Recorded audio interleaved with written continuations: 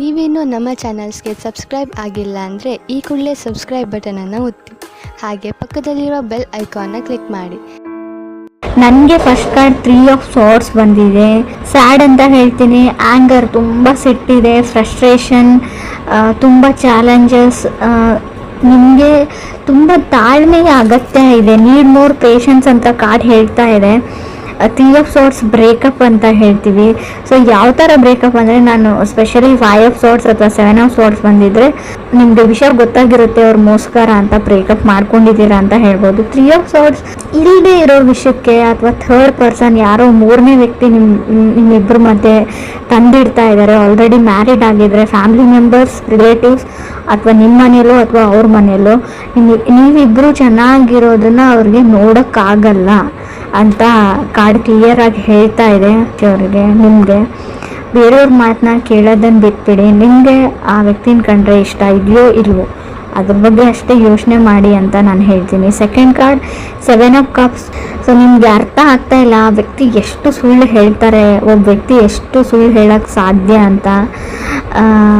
ತುಂಬ ಎಕ್ಸ್ಕ್ಯೂಸಸ್ ಮಾಡ್ತಾರೆ, ತುಂಬ ಸುಳ್ಳು ಹೇಳ್ತಾರೆ, ಮತ್ತು ಅದನ್ನು ಮುಚ್ಚಾಕೋಕ್ಕೆ ಪ್ರಯತ್ನನೂ ಪಡ್ತಾರೆ. ತುಂಬ ಕ್ಯಾನ್ಸಲೇಷನ್ಸ್ ಅಂತ ಹೇಳ್ತೀನಿ. ತುಂಬ ಅವ್ರ ಮೈಂಡ್ ಕಾನ್ಸ್ಟೆಂಟ್ ಆಗಿರಲ್ಲ, ಅಥವಾ ನಿಮ್ಮದು ಕೂಡ ಆಗಿರ್ಬೋದು ಅಥವಾ ಅದರ್ ಪರ್ಸನ್ದು. ಸಡನ್ ಚೇಂಜಸ್, ಹಾಲಿಡೇ ಪ್ಲ್ಯಾನ್ ಮಾಡ್ತೀರಾ, ಕ್ಯಾನ್ಸಲ್ ಮಾಡ್ತೀರಾ, ಫಿಲ್ಮ್ ಪ್ಲ್ಯಾನ್ ಮಾಡ್ತೀರಾ, ಕ್ಯಾನ್ಸಲ್ ಮಾಡ್ತೀರಾ, ಹೊರಗಡೆ ಹೋಗಬೇಕು ಅಂತ ಅಂದ್ಕೊಡ್ತೀರಾ. Keep changing. ಅವ್ರ ಮೈಂಡೇ ಕಾನ್ಸ್ಟೆಂಟ್ ಆಗಿಲ್ಲ ಅಂತ ಹೇಳುತ್ತೆ, ಅಥವಾ ನಿಮ್ಮ ಮೈಂಡ್ ಕಾನ್ಸ್ಟೆಂಟ್ ಆಗಿಲ್ಲೋ ಗೊತ್ತಿಲ್ಲ. ತುಂಬ ಫ್ರಸ್ಟ್ರೇಷನ್, ತುಂಬ ಏನು ಹೇಳ್ತೀರಿ, ನನ್ನನ್ನು ಕಂಡ್ರೆ ನನಗೆ ಆಗಲ್ಲ ಅನ್ನೋ ರೇಂಜಲ್ಲಿ ಫ್ರಸ್ಟ್ರೇಷನ್ ಇದೆ ನಿಮಗೆ.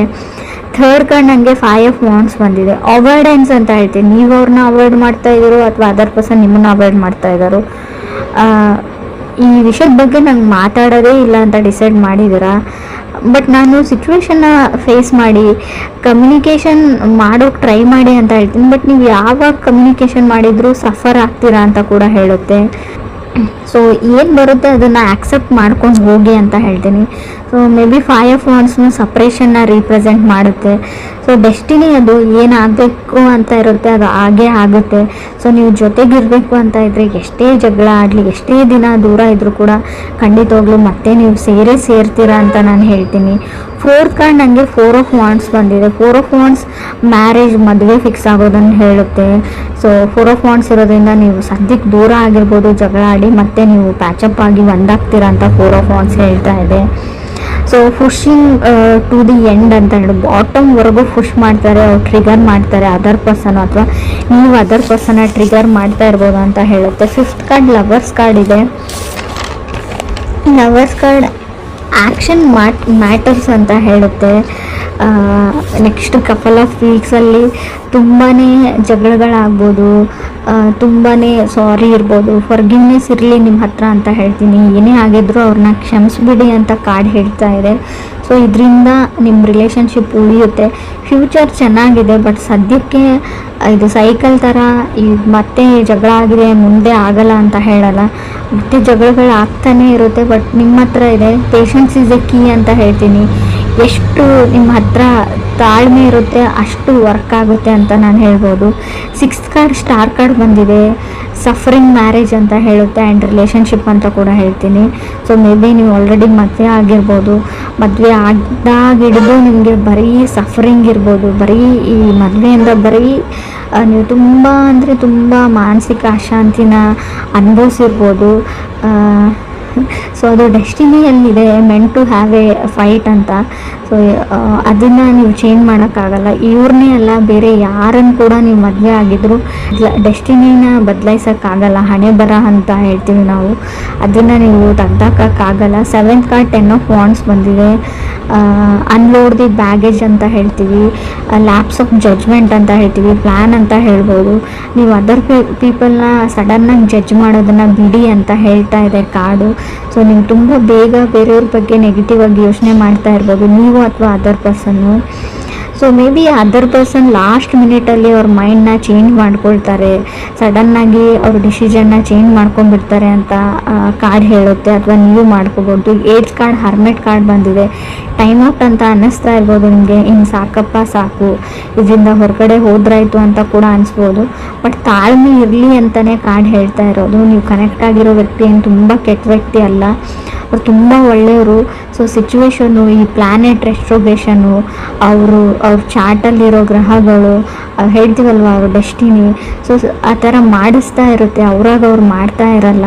ಬಟ್ ಕೆಲವ್ರಿಗೆ ನಿಮ್ಮನ್ನು ಸಹಿಸ್ಕೊಳ್ಳೋಕ್ಕಾಗಲ್ಲ. ಸ್ವಲ್ಪ ದೃಷ್ಟಿ ದೋಷ ಅಂತ ಹೇಳ್ತೀವಿ, ಆದಷ್ಟು ಅದನ್ನು ನಿವಾರಣೆ ಮಾಡ್ಕೊಳ್ಳಿ ಅಂತ ಹೇಳ್ಬೋದು. ಹರ್ಮೆಟ್ ಕಾರ್ಡ್, ಸೋಲ್ ಸರ್ಚಿಂಗ್, ತುಂಬ ಡಿಪ್ರೆಷನ್ನಲ್ಲಿ ಇರ್ತೀರ, ಸ್ವಲ್ಪ ಮೆಡಿಟೇಷನ್ ಮಾಡಿ, ಯಾವುದಾದ್ರೂ ವೆಕೇಷನ್ಸಿಗೆ ಹೋಗಿ, ಪ್ಲೇಸ್ ಚೇಂಜ್ ಮಾಡಿ, ಫ್ರೆಂಡ್ಸ್ನ ಮೀಟ್ ಮಾಡಿ, out of the box think ಮಾಡಿ, ನಿಮ್ಮ ಲೈಫ್ನ ಬಿಟ್ಬಿಟ್ಟು ಬೇರೆದ್ರ ಬಗ್ಗೆ ಯೋಚನೆ ಮಾಡಿ ಅಂತ ಹೇಳ್ತೀನಿ. 9th card, 7 of pentacle, patience is the big thing ಅಂತ ಹೇಳುತ್ತೆ ಇಲ್ಲಿ. ಸೊ ಯಾವಾಗ ಇಬ್ಬರು ವ್ಯಕ್ತಿಗಳು ಜಗಳ ಆಡಿ ತುಂಬ ಹರ್ಟ್ಫುಲ್ ಮಾತುಗಳನ್ನ ಆಡಿ, ಕೆಲವ್ರಿಗೆ ಹರ್ಟ್ ಮಾಡಿರ್ತೀರ ನೀವು, ಅದರ್ ಪರ್ಸನ್ ನಿಮಗೆ ಅದರ್ ಪರ್ಸನ್ಗೆ. ಬಟ್ ಅದನ್ನು ಫಾರ್ಗಿವ್ ಮಾಡೋದು ಅಥವಾ ಕ್ಷಮಿಸೋದು ಅಷ್ಟು ಸುಲಭ ಅಲ್ಲ ನನಗೆ ಗೊತ್ತು. But 7 of pentacles, forgiveness is A key, patience is A key ಅಥವಾ ಬಿಗ್ ಥಿಂಗ್ ಅಂತ ಹೇಳ್ತಾ ಇದೆ. ನೀವು ತಾಳ್ಮೆ ಮತ್ತು ಒಬ್ಬ ವ್ಯಕ್ತಿನ ಕ್ಷಮಿಸುವಂಥ ಗುಣನ ನೀವು ಈ ಮಂತಲ್ಲಿ ಅಥವಾ ಈಗಲೇ ಇಟ್ಕೊಂಡ್ರೆ, ಸೊ ನಿಮ್ಮ ರಿಲೇಷನ್ಶಿಪ್ ತುಂಬ ಚೆನ್ನಾಗಿರುತ್ತೆ. ನಿಮ್ಗೆ ಅನ್ನಿಸ್ಬೋದು ಬಿಟ್ಟು ಹೋಗ್ಬಿಡ್ತೀನಿ, ಸಪ್ರೇಟ್ ಆಗಿಬಿಡೋಣ, ಡಿವೋರ್ಸ್ ತೊಗೊಂಡ್ಬಿಡೋಣ ಅಂತ, ಬ್ರೇಕಪ್ ಮಾಡ್ಕೊಂಡ್ಬಿಡೋಣ ಅನಿಸ್ಬೋದು ಕೆಲವರಿಗೆ. ಬಟ್ ಅದಾದಮೇಲೆ ತುಂಬ ದೊಡ್ಡ ಪ್ರೊಸೆಸ್ ಇರುತ್ತೆ. ಆ ಫ್ರಸ್ಟ್ರೇಷನ್ನು, ಆ ವ್ಯಕ್ತಿನ ಮರೆಯೋಕ್ಕಾಗಲ್ಲ ನಿಮಗೆ. 4 ಆಫ್ ಸೋರ್ಸ್ ಕಾರ್ಡ್ ಬರ್ತಾ ಇರುತ್ತೆ, ಅಂದರೆ ನಿಮ್ಗೆ ನಿದ್ದೆನೇ ಬರೋದಿಲ್ಲ.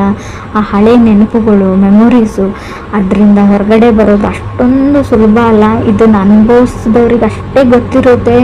ನಿಮಗೆ ಈಸಿ ಅಂತ ಅನ್ನಿಸ್ಬೋದು, ಬರೀ ಮಾತಲ್ಲಿ ಅನಿಸುತ್ತೆ. ಅದನ್ನು ನೀವು ಟ್ರೈ ಮಾಡಿದರೆ ತುಂಬ ಸಫರ್ ಆಗ್ತೀರಾ ಅಂತಲೂ ಕಾರ್ಡಲ್ಲಿ ಹೇಳ್ತಾ ಇದೆ. 10th ಕಾರ್ಡ್ ನನಗೆ 10 ಆಫ್ ಸಾರ್ಡ್ಸ್ ಬಂದಿದೆ.